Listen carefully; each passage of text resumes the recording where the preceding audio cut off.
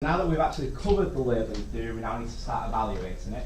Today's lesson will definitely get the evaluation in support done, and we'll try and get the evaluation in criticism done as well. There are some core texts in this, and I've tried to promote them to the first point in each context. So, in support of labelling theory is a theorist called Aaron Ciccarelli. Now, Ciccarelli is a core text theorist. I need you to know this study. All right? Now, specifically, he is in support of Howard Becker. Alright, I'm going to put a little star next to him. Can you do something to his name, please? Can you highlight it, underline it, do something? You have to know this study, please. Alright? The title of his study is called The Negotiation of Justice.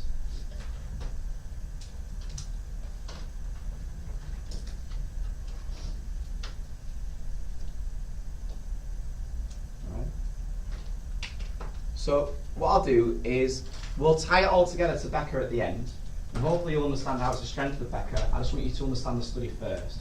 So this guy is technically not a labelling theorist, he's something else, but I won't worry with that at this stage. But Aaron Ciccarelli agrees with what Becker talks about, and he calls it the negotiation of justice. He argues is, and I want you to write this down as I'm doing it please, let's move this down a little bit, is the criminal justice system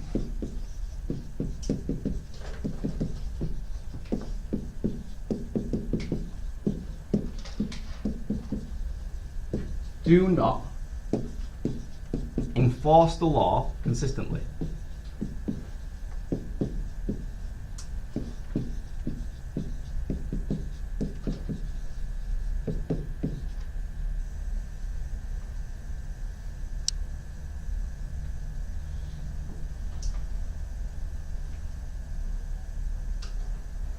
All right. The criminal justice system do not enforce the law consistently. What do I mean by criminal justice system? I mean the police, and I mean the courts. So judges, the police, do not enforce the law consistently. What they argue is, or what Ciccarelli argues is, that they, as in the criminal justice system, they allow stereotypes to affect their judgments.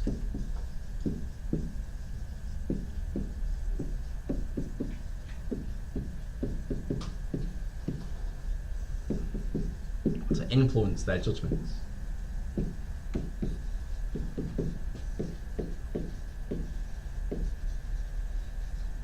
Alright? So Ciccarelli, the negotiation of justice. The criminal justice system do not enforce the law consistently. They allow stereotypes to influence their judgments. Now then, this is the bit that I need you to know. These stereotypes have a specific name, and what Ciccarelli calls them is typifications. A typification is just like a stereotype, a category, that's all it means.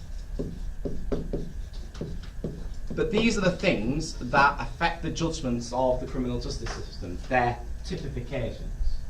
If you typify, or if your typification is just like a category. And what they argue is that the police and the criminal justice system generally have this idea of what the typical criminal is. So they have a stereotype in their mind of what the typical criminal is and looks like, and that is based on social characteristics. Remember, social characteristics are things like age, gender, ethnicity, social class, etc. So from your knowledge of the social distribution of crime, official crime statistics, with your teammates around you, I'll only give you 20 seconds, please. Can you give me the stereotypical offender, please, with regards to social characteristics from what you already know? Just give you 20 seconds, talk to the people around you. What types of social characteristics are more likely to commit crime, please? Off you go.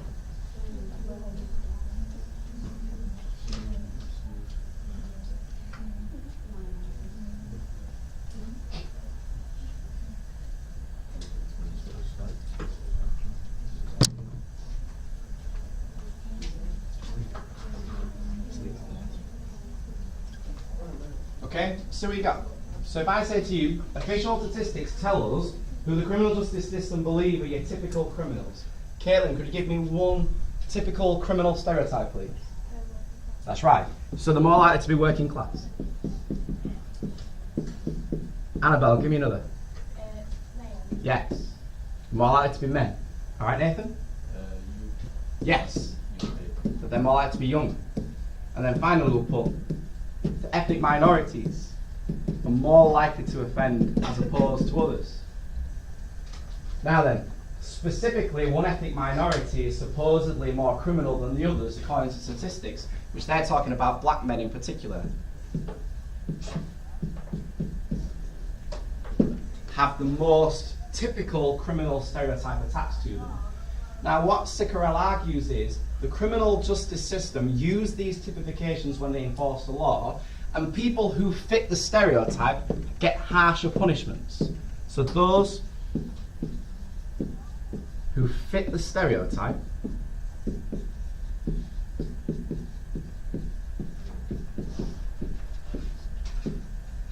get harsher punishments.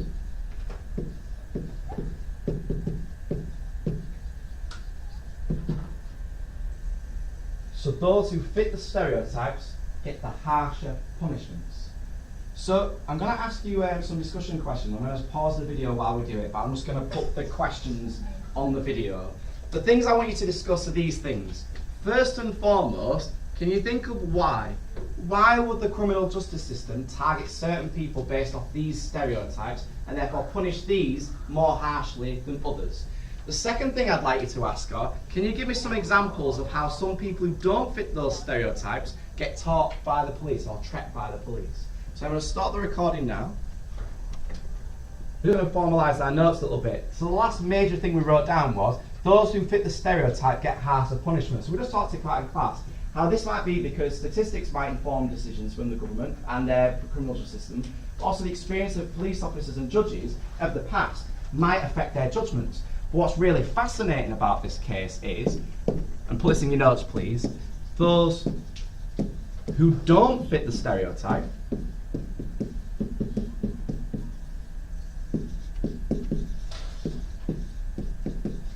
often can negotiate their own justice.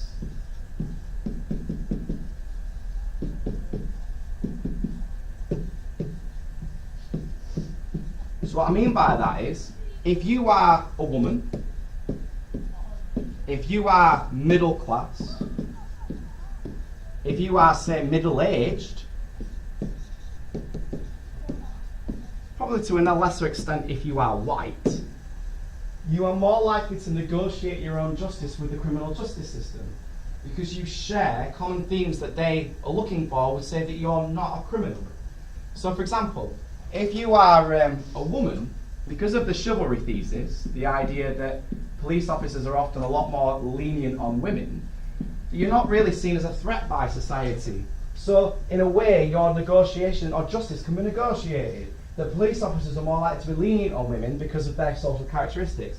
With middle class people in particular, especially if it's young people, middle class young people have got the best ally in the world when it comes to negotiation, their parents.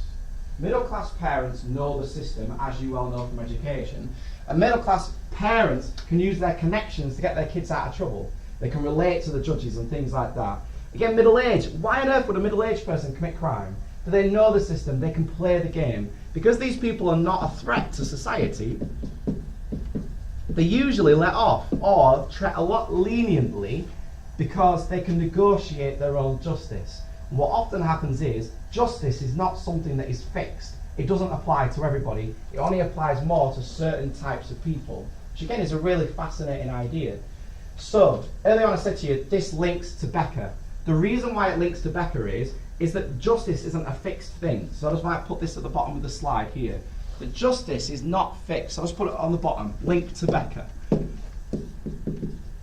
Because Becker says there's no such thing as a deviant act. And that's true, according to Ciccarelli, linked to Becker. The act is not important. What someone does is not important. It is the response that makes something important. It is the response.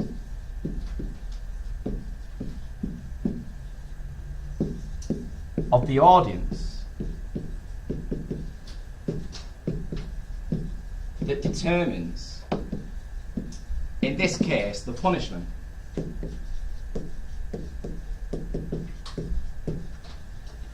Doesn't matter what crime you've actually committed. It's actually the response of this case, the criminal justice system, that determined the punishment.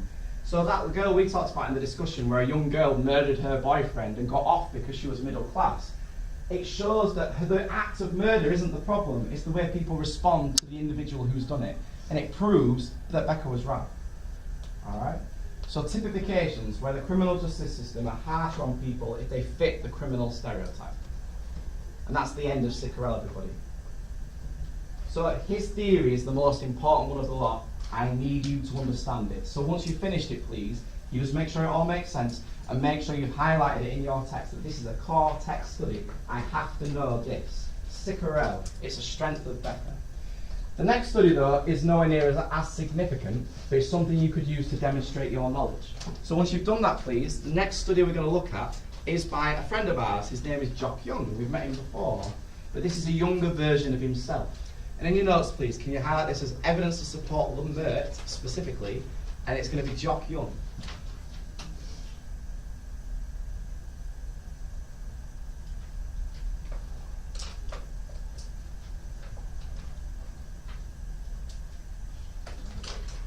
Now, what often frustrates students about Jock Young is you will learn different versions of Jock Young throughout the year. You will learn about the 1970s version of Jock Young, which we're about to talk about, when he was a member of the New Criminology. But then you'll learn about the 1990s version of Jock Young, which is when he was a left realist. And then, if I get my own way, you'll talk about the 2000s version of Jock Young, where he developed his views once again. And that's more advanced knowledge, so we'll see. But this idea of Jock Young, in this case, this is the 1970s version of Jock Young, and you need to know that in your notes, please. Because in the 1970s, his views were very different to what they were as he got older. So in 1970s, Jock Young was a leading criminologist in the New Criminology, which was neo-Marxism.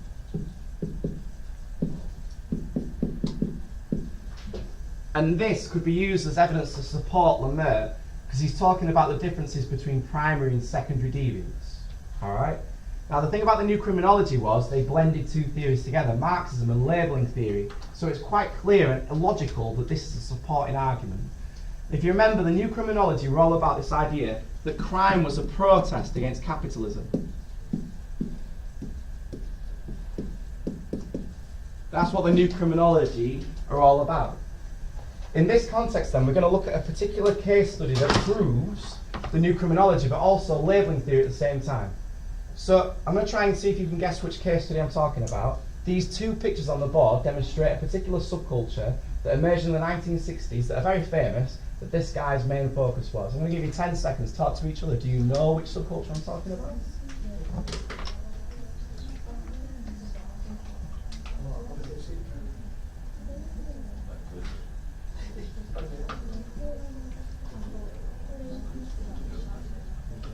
Alright? So then, my images on my board are trying to relate to a particular subculture. Please, do you know who they are? Right. So we're going to talk about a particular case study Jock Young did, and it's about the hippies. Don't know if you know anything about the hippies. The hippies were massive in the 1960s. And they were a peaceful protest group.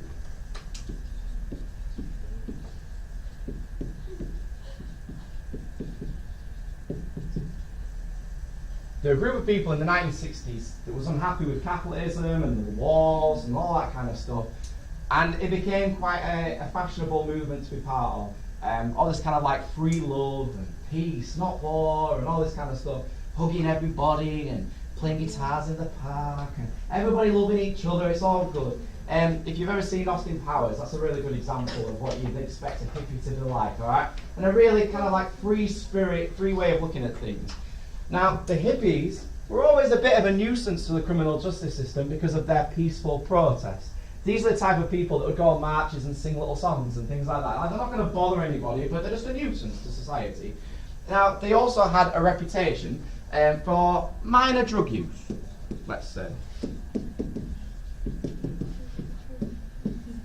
If you know anything about the 1960s, drug use was quite a prevalent thing.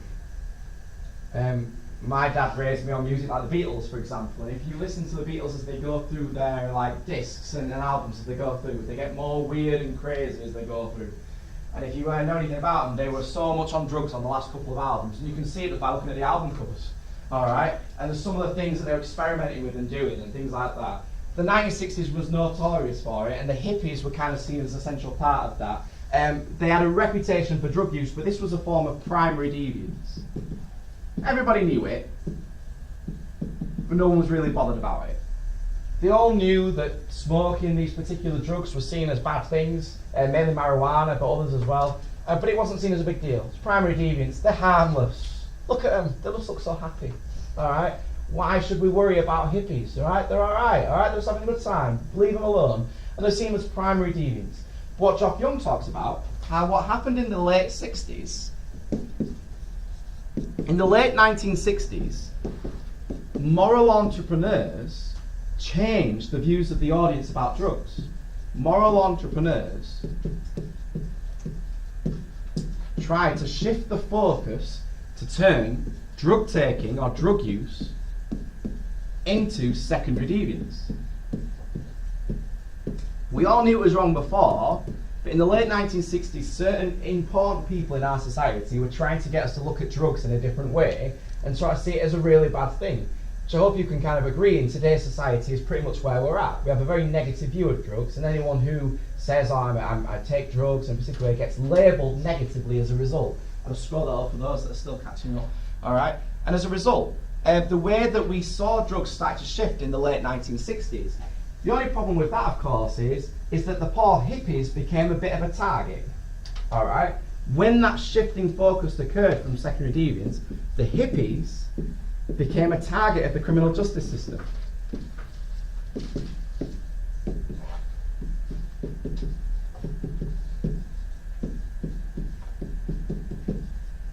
Then poor hippies, completely harmless, nice people, have gone from being ignored by the criminal justice system as just harmless, nice people having a good time, to now becoming the scourge of the police system because the views of the society changed towards drugs. Now, from what you know about this labelling theory and what it's all about, do you think because the criminal justice system got on the back of the hippies that they stopped taking drugs? No. What actually happened was it made their drug use worse.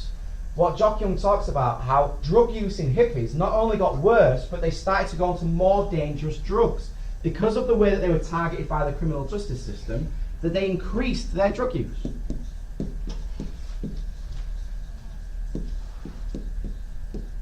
Convictions increased, people were more targeted by these, hippies became seen as a threat by society rather than actually nice, normal people, and they increased their drug use. Actually, more serious drugs as well. Not just smoking weed and things like that, although that, of course, is not a good thing, but they progressed to more serious drugs, more life-threatening drugs, because they're being pushed away by the criminal justice system. These previously harmful people were now seen as a threat to society.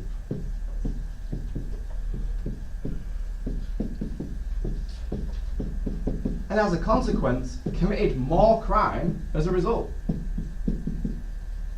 So this crackdown on drugs didn't actually help anybody, it just made the situation worse, which is what the whole point of labelling theory is geared towards. If you crack down on something, it makes people worse. Previously happy, nice and normal hippies were now turned into criminals by society, which wasn't a good idea. Now, some students find that difficult to articulate in a paragraph if they wanted to support a particular view. So I've now picked an easier one that's going to help us later on in the topic area. So once you've got the hippies bit down, we now need to move on to the next bit, which is talking about a slightly different example. So then, in your notes please, once you've got that idea down, if you're struggling for time, I'll show you it later on, don't worry, it's all on record, alright? Move on to the next bit, so let's leave a gap. A more contemporary example to that is triplet. Now, triplet is a study from the 2000s which demonstrates how this can still apply to today's society. So in your notes, please, in support of Lemert, triplet. If I were you, I'd either just use this one or Jock Young, depending on what's more useful to you. I wouldn't use them both. Alright? So triplet is a more contemporary example, and again it supports Lemert, because what it's trying to suggest is cracking down on crime is not necessarily the best approach. So this is an American study in the early 2000s. And this study is all about an evaluation of something called zero tolerance policing.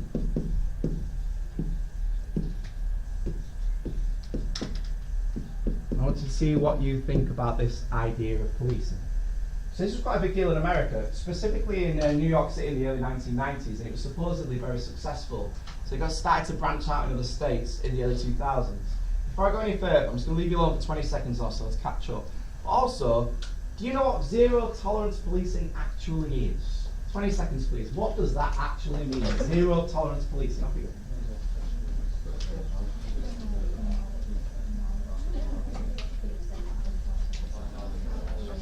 Whereabouts do you want to make?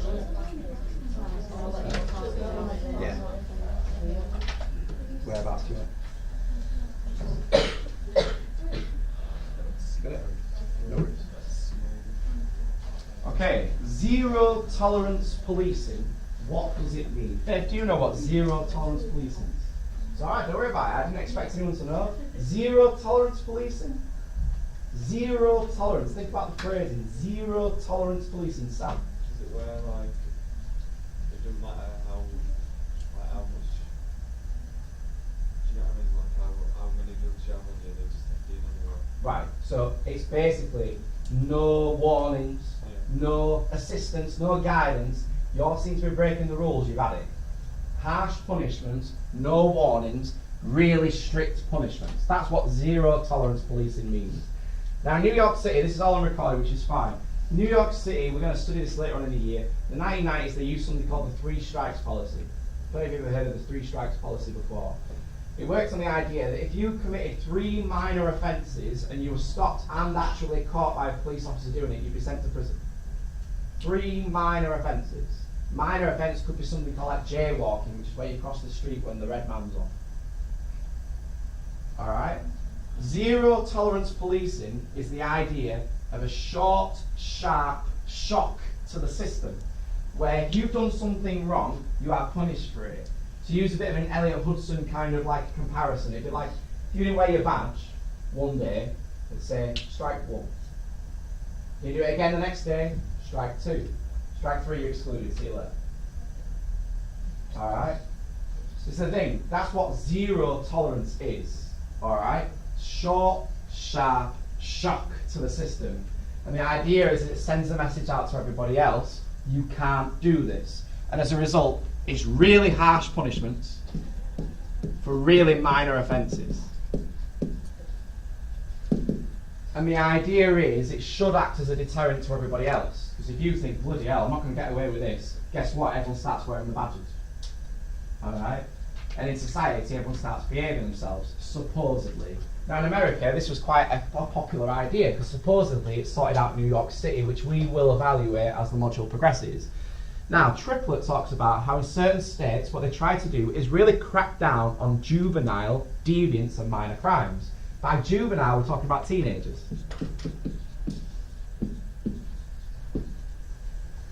So in America at the time, there was a concern in certain states about young people's behaviour and how in schools and in the local community, it just wasn't right. Kids weren't having the same standards as they used to have. In school, behaviour wasn't right. And as a result, there were some real concerns. So Triplett tells a story about how certain states in America decided to crack down on this behaviour. And they do that in schools, but also outside of schools too. So in schools, schools would be extra vigilant on deviant behaviour. And wider to the community, if you were caught doing something like graffiti or anything like that, it would get cracked down on. So schools and the police were involved in this project, in which the whole point of it was to completely stamp out all deviant and criminal behaviour. So if you were seen with your mates knocking about the streets and you're all huddled up in a corner, the police would come over and sort you out. What are you doing? Alright? And it'd clack down on youth, what they would see as deviance. Now, Triplett tells a story that basically suggests what the impact of this was. The aim of this research, or the aim of this idea, was to reduce crime. Because they believe that if you crack down on deviance, what you do is you stop crime from happening. Because if these kids are messing about, and you're really harsh on them, it teaches them a lesson right early on, so when they get older, that's not the problem. But the reality was, what do you think? Bear in mind the tone of the lesson. What do you think actually happened to crime in these areas when everyone cracked down on these kids? It increased. Crime increased. Because all it did was piss people off.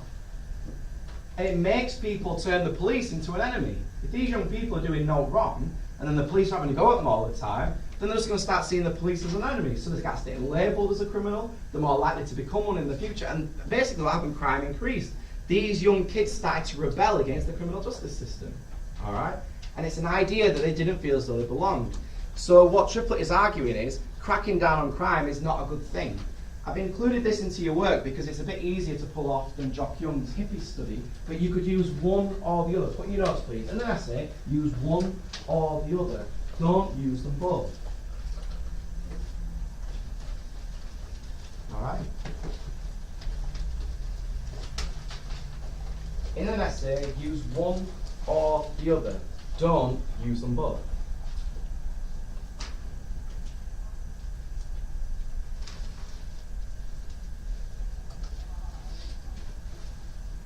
Okay. Now, we've got about 5 minutes left of class, and I'd like to really develop another idea. So I'm just going to change my notes around a little bit. But under the heading, please, can you put evaluation of labelling theory in criticism, please?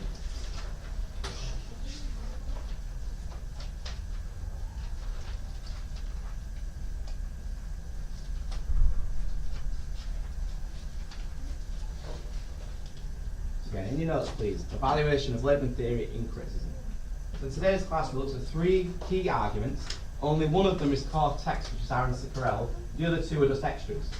Now what I'm going to do is, because we're running out of time a little bit, is I'm just going to move my order around a little bit. Give you a bit of a spoiler. Next lesson, the first theorist I'm going to talk about, which is tomorrow by the way, is a guy called John Braithwaite, which is a very good study. But I don't want to rush it because it needs to breathe. It's a core text study.